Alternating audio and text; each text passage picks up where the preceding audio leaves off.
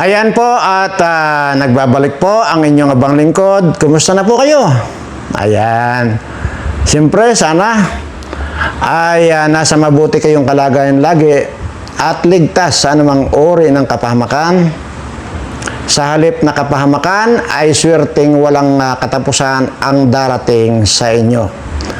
At sabi ko nga po, ay pangsamantala, ay mamimigay lang po tayo rito ng pa-10,000 hanggat hindi na kukumpletong 150,000 subscriber yung ating YouTube channel na Birana Live Studio TV. At kapag na-reach na po natin yon, doon na po yung magbibigay po ako ng mega jackpot or mega prize na 1.5 million pesos. At ayon at sana kahit papaano itong ating pinamimigay natin sa 10,000 pisong ito ay kahit papaano ay makatulong sa inyo. At makapagbigay ng kaunting alwan kahit na ito ay pabarya-barya lang, ano?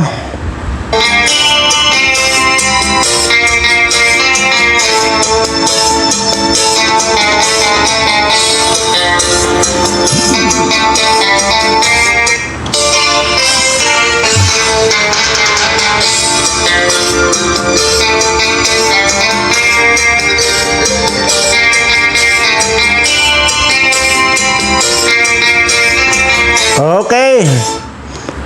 Ayan po at sana ay wala rin nagkakasakit sa inyo. At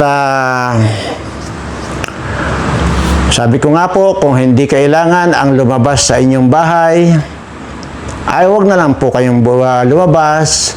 Maliban po kasi sa virus, ay pwede kayong mapagtripan ng mga adik dyan sa labas ng inyong bahay. Kaya ako po nabanggit na naman itong virus na ito dahil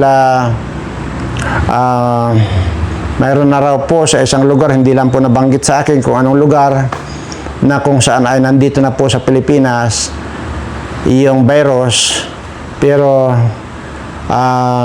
inaantay ko nga i-broadcast ng Channel 7 ay hindi ko kasi natutukan yung Channel 7 kung ibalita ba yan. At nga po busy rin po ako, kaya hindi ko po rin natutukan lahat ng mga balita. Pero ang talaga pong kwan dito, ang pinakamaganda po talaga dito ay huwag po kayong maglalabas ng bahay kung hindi rin lang kailangan. At sasabihin yung tatambay-tambay lang kayo dyan sa labas, or sabihin nyo magpahangin-hangin lang kayo, ay baka mamaya yung pagpapahangin-hangin nyo sa labas, baka naman malagyan ng gripo yung tagiliran ninyo. Kasi ang dami na nga po, sabi ko, ang dami na nga po yung mga bangag ngayon. Bangag na nga yung presidente ninyo, kaya ayan tuloy, nagsisipaglabasan na rin yung mga ibang bangag dahil sa kagustuhan nila makapang-hold up sila ng pangbibili uli nila ng kanilang hihiguping shabu. Ayon, okay lang sana kung yung pira lang ang hold upin or kahit na ano, yung cellphone o ano pa. Ang masama po kasi sa mga bangag ay hinold up na kayo, papatayin pa kayo. Yun po ang masama dyan. Anyway, doon po pala sa itinuro ko yung buto ng avocado, di ba? Sinabi ko dyan, natadtarin, gawing kudra-kudrado, tapos ibabad sa alcohol. At yun po yung inyong gagamitin na pangpunas-punas doon sa inyong mga masasakit na likod, bewang, tuhod, o ano pa man po masakit sa inyo, yun po ang gagamitin ninyo. At siguro naman po ay nabasa ninyo yung comment dyan na totoo pala. Kasi antimano mayroong gumawa. At sinubukan niya. Siyempre ganoon naman po tayo eh. Dapat ating subukan lahat yung mayroon po kasi yung minsan po kasi yung iniisip nating walang kakwinta-kwinta, yung taong nagsasalita, yun pala ay malalim pala. Yung ganun po ba? So dahil nga po dyan sa narinig at napanood niya doon sa sinasabi kong buto ng abukado, tadtarin at lagyan ibabad sa alcohol at pamunas ng mga masakit-sakit na mga kung ano-ano masakit sa inyo, ay ginawa niya agad at napatunayan niya na totoo pala yung ating sinasabi. So yun po, at saka naman po, anong dahilan na para magsalita ako rito o magsabi ako rito nang wala namang katotohanan, di po ba? Kagaya lamang po yung sinasabi ko, yung puno ng saging, tagpasin. Pagkatapos tagpasin, lagyan nyo po ng balon yung gitna ng puno ng saging na tinagpas ninyo. Tapos sukluban nyo po ng plastik. Kinabukasan, balikan po ninyo at may tubig na po yan. Ano man po yung tubig na nandoon, dala po kayo ng straw, sip-sipin nyo po yan. At talaga namang kanyan, maging ako ay ginagawa ko yan. Promise. At tingnan nyo naman. Sige nga, ikumpara nyo nga ako kay Enrile. Si Enrile,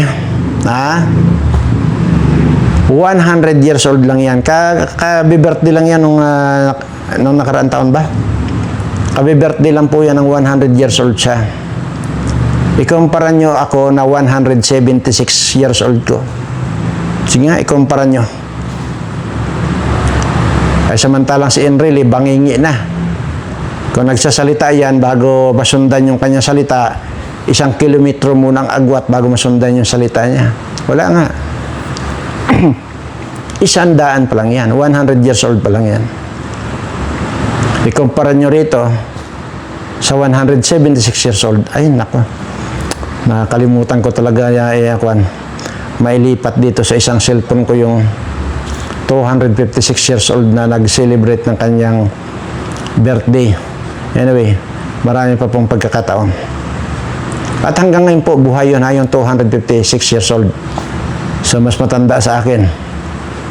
Pero makikita nyo naman talaga na talagang wala na, matandang-matanda na. Kaya nga po, ayaw ko na pong magtagal na mabuhay pa. Hanggang tama na yung hanggang 200 years old ko lang, okay na. So, ibig sabihin, kung 176 ko ngayon, mayroon pa akong 24 years na ipamamalagi dito at makakasama ninyo. So, yung pong 24 years na pamamalagi ko rito sa inyo, titiyakin ko sa inyo, bago ako mamaalam sa inyo, titiyakin kong mayaman kayong lahat ng mga sumusubaybay dito sa channel ko. Kaya, pindot na po yung subscribe dito sa June Birana Vlogs at doon sa Birana Live Studio TV. Pagkatapos nyo pong mapindot ang subscribe, ay picturean nyo po or screenshot nyo, isend nyo po sa messenger na Tarik Hasan Mirza. Pagka yan po ay na-send ninyo at na-receive po yan ng sekretary ko, natural na doon yung pangalan nyo, gagawan na po na ang ganito yung inyong pangalan, ililista na po yung pangalan ninyo at ilalagay na po dito sa timba. Ang ibig pong sabihin, kung nandito na po sa timba yung inyong mga pangalan, kagaya po nito, araw-araw ako nagpaparapol dito ng tig sa 10,000, ay di nandoon lagi yung chance ninyo na mabunot yung pangalan ninyo. Di po ba? At ganon. So, ganon lamang po kasimple yung pagsali nito. Kaya, wag na po kayong mag-send ng kahit na anong sasabihin ninyo sa Tarik Hasan Mirza. Kasi sasabihin nyo kung pwede raw bang sumali sa raffle. Madam, sir, kung inyo pong nasusubaybayan itong aking video, hindi nyo po kailangan mag-chat ng ganon. Gawin nyo na lang po At tiyakan po yan na kapag gawa ninyo ang mag-subscribe, tapos na in-screenshot ninyo yung katibayan na nag-subscribe kayo at sinend nyo po dyan sa Tareq Hassan Mirza na messenger, automatic po na nandito na po yung inyong mga pangalan. Hindi nyo na po kailangan na sabihin na kung pwedeng sumali. Di ba? Hindi nyo po kailangan na yun po ang sinasabi ko na ito po mga ganito ay hindi talaga ninyo nasusubaybayan itong programa natin or itong channel natin kasi hindi nyo alam yung sinasabi nyo. Ganun po. At yun po mga ganon, hindi na po sinasagot yung mga ganon. Kasi mag-aaksaya pa ng oras na sagutin kayo ng sekretary ko. At uulitin ko lang po ulit ha, para wala pong samaan ng loob. Wag po kayo magsisend ng kung kani-kaninong video or lalo itong video ko doon sa Tareq Hassan Mirza. Wag po kayo magsisend dahil exclusive lang po yon na isisend din nyo yung katibayan ng inyong pag-subscribe. Wala na pong iba. Kasi pagka ganun, iba-block lang po kayo, di kayo i-restrict lang po kayo. Sana po nagkakaintindihan tayo. At sige, titingnan natin ngayon kung ba't ito? Yan. Para tumaas-taas. Okay, at ang sinasabi ko po rito, ay simple lang. Kung hindi niyo po alam yung spelling ng Tareq Hassan Mirza at sasabihin niyo pa nag-search kayo ay maraming Tareq Hassan Mirza, panoorin niyo po yung dito ito mismo yung part 1 po nito. At malalaman niyo po diyan kung ano po yung cover photo ng Tareq Hassan Mirza at kung ano yung profile picture ng Tareq Hassan Mirza. At siyempre pag kayo ang nakita niyo diyan sa part 1 ito, iyon ang hanapin niyo. Di po ba? Hindi kayo maliligaw. Kaya nga po, ang importante doon, yun pong makinig, manood, para po naiintindihan ninyong lahat. Ayan. So, ngayon ay, ito po, dahil kahapon ay nakapagbigay tayo ng 30,000 bawat isa, dahil 2 araw tayong hindi raffle. Ngayon naman po ay balik tayo sa regular na kung saan ay 10,000. Ito pong bubunutin natin ay 10,000 po ito. Part 58 na po yata ngayon. Ayan. Bunutin na po natin. At congratulations. Yan. Roselyn. Yan, Roselyn Rubio. Yan po. Roselyn Rubio po. Ayan. So, at panang po natin, sunod na po natin ito para matapos na po tayo. Sunod na po natin itong pangalawa. Ayan. Uy. Okay. Ito po yung pangalawa.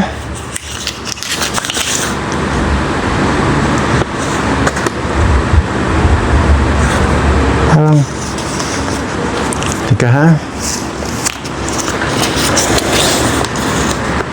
Parang pamilyar yata sa akin to. Baka nabunot na ito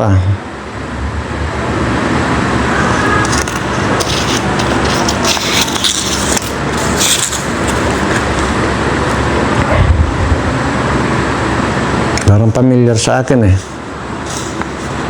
Anyway, kung halimbawa man po at nabunot na ito ay hindi naman po ipapadala.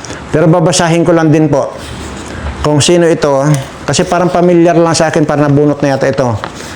Pero kung halimbawa naman at hindi pa nabunot ay natural ipapadala natin to. Pero kung nabunot na siya ay hindi na po may papadala ito. Pero sabi ko nga po basahin lang po natin Siya po si